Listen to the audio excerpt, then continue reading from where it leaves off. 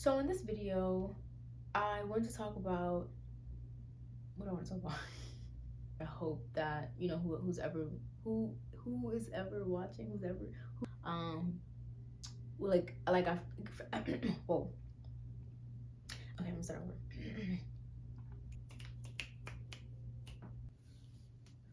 Take 3.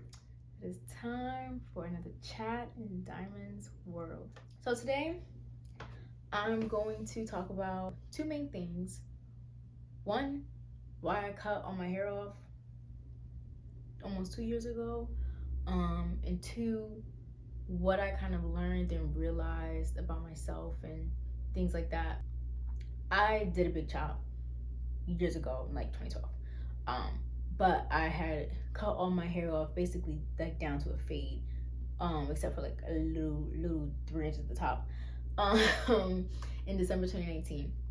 Since I cut it off, I have not kept it that short. My plan though was to keep it pretty short and just have fun with different types of fade styles. But as we all know, March 2020 here in the US was crazy. The panini, and I couldn't get to a barbershop like many people. Therefore, my hair grew out. When I was finally able to go to a barbershop, I kind of liked the length it grew out to, and I was having fun like doing little hairstyles with that bit of hair. So I just kind of cut it down into a mohawk.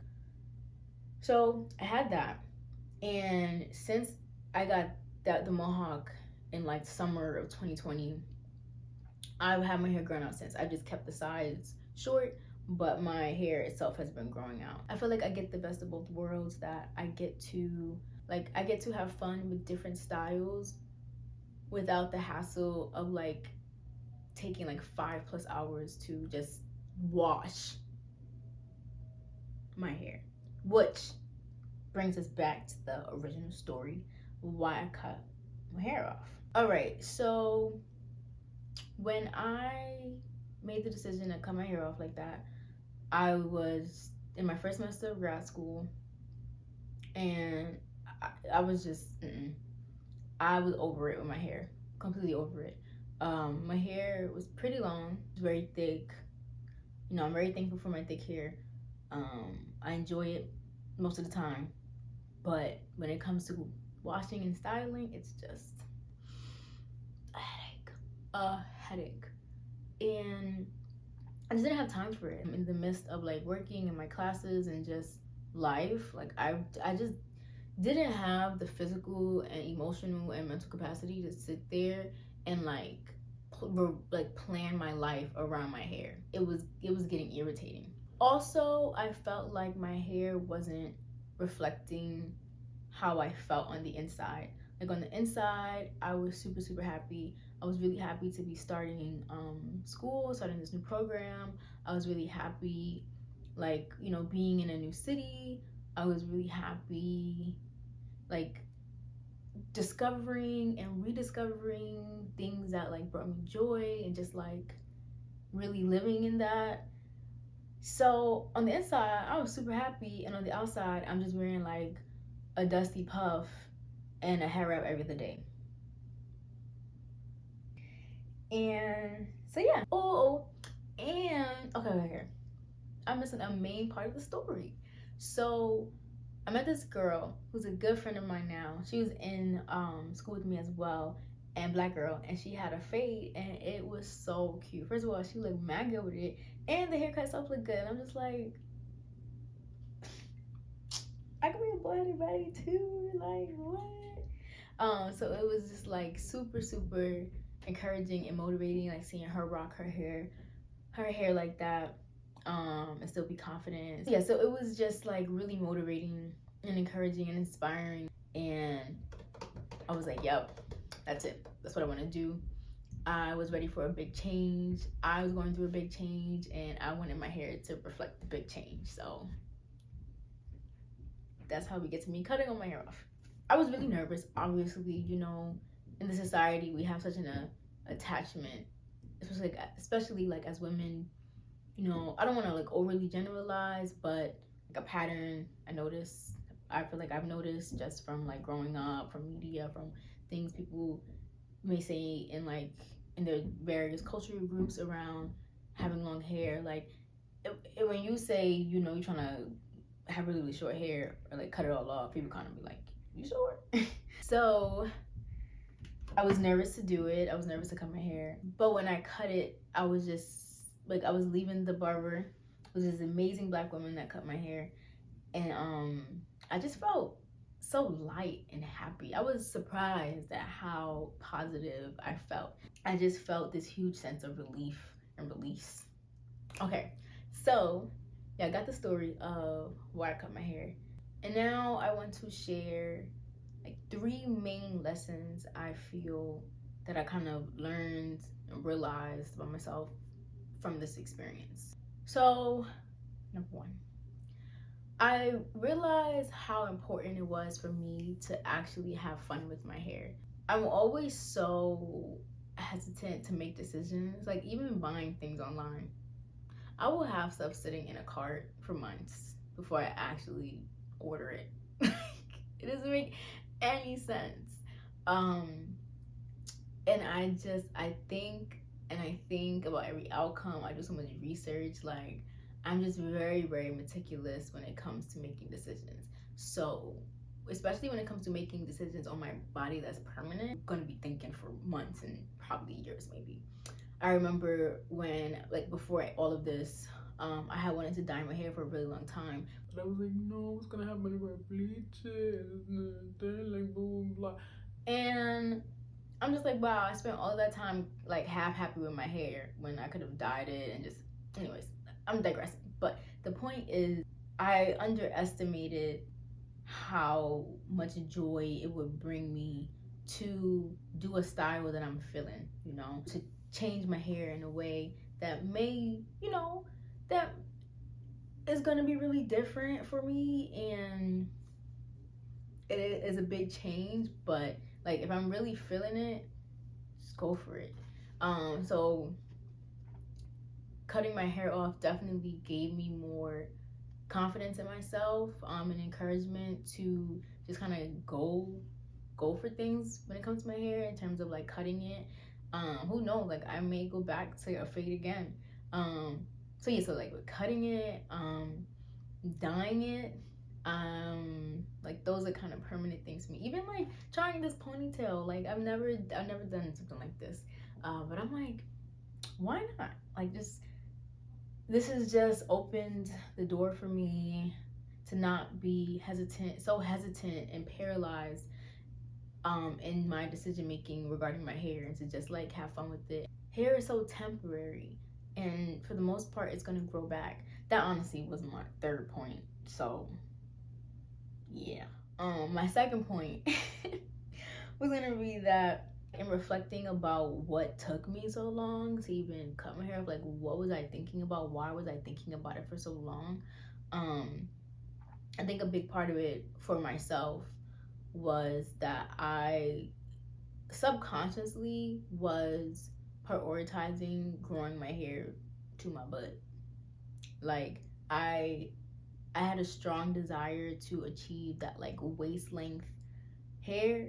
I felt that it was in the natural hair world, it was just a milestone I had to reach. I wanted to be like some of the girls on YouTube videos who would talk about like their waist length journey and stuff like that. I just wanted that for myself. Like I just wanted to know what it felt like to have my own hair that long. Just because like it's just something I never had, 1.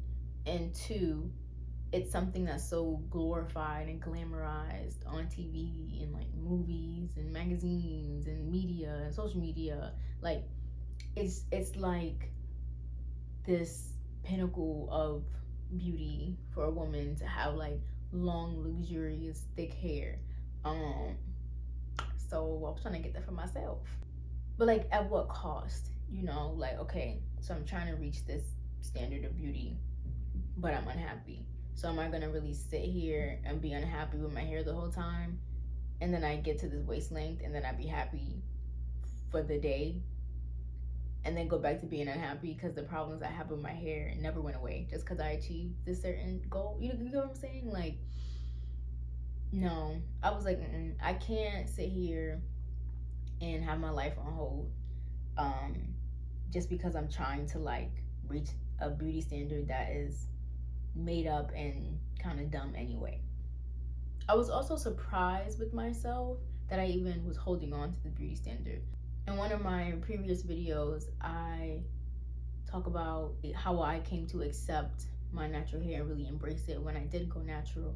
And throughout that process, I, had to come to terms with a lot of the internalized beauty standards I held just simply around like hair texture. So like just with everything I kind of thought about and dealt with and overcame with that, I thought it was done. I was like, I'm free, liberated. I'm not, I'm not holding on to no beauty standards, but that was far from the truth. I was just surprised. Like, I really thought I've come a long way. And I mean, like, let me be nicer to myself about this. Like, I have come a long way. I did come a long way.